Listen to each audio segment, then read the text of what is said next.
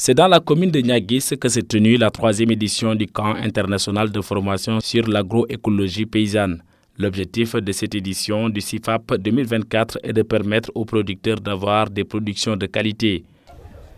L'objectif de cette formation, c'est vraiment permettre aux producteurs de pouvoir produire des aliments sains et nutritifs. Parce qu'aujourd'hui, nous avons constaté qu'avec les produits qui sont issus de l'agriculture conventionnelle ou bien de l'agriculture chimique, il n'y a presque pas de nutriments.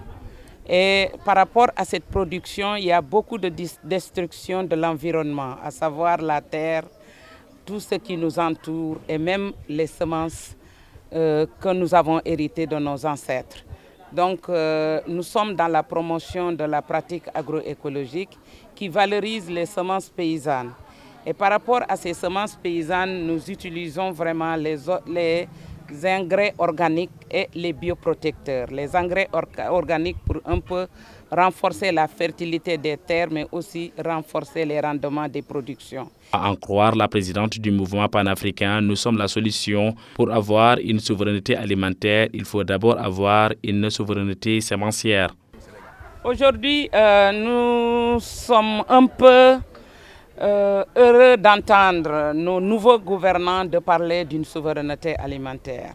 Et par rapport à cette souveraineté alimentaire, nous les interpellons. Pour que nous soyons souverains, il faudrait qu'on arrive à avoir notre souveraineté semencière. Parce que l'agriculture est basée sur la semence. Par rapport à cette souveraineté semencière, nous interpellons nos États.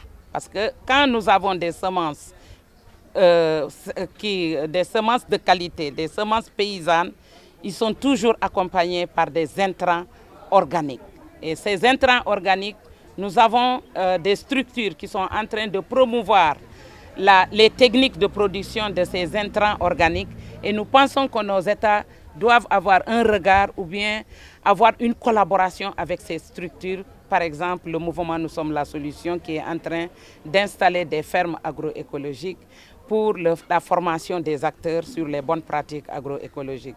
En ce sens, elle invite l'État du Sénégal à accompagner les initiatives de leur mouvement afin de booster le développement économique du pays. Donc nous pensons qu'aujourd'hui, les femmes que nous sommes, on ne peut pas parler d'agroécologie sans parler de la femme rurale, parce qu'elle est la motrice de cette pratique agroécologique. Donc nous pensons aujourd'hui, l'État doit avoir un œil sur le travail que ces belles femmes sont en train de faire au niveau de leurs exploitations familiales, au niveau de leur terroir, au niveau de leur région et de leur pays.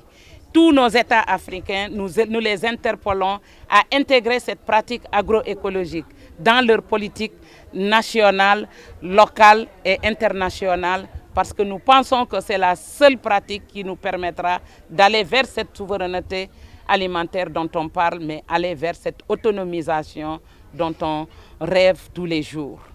Cette 3e édition du camp international de formation sur l'agroécologie paysanne tenue à Niaguis a vu la présence de plusieurs associations de la sous-région, notamment la Guinée, le Mali, la Côte d'Ivoire, le Ghana, la Gambie et la Guinée-Bissau.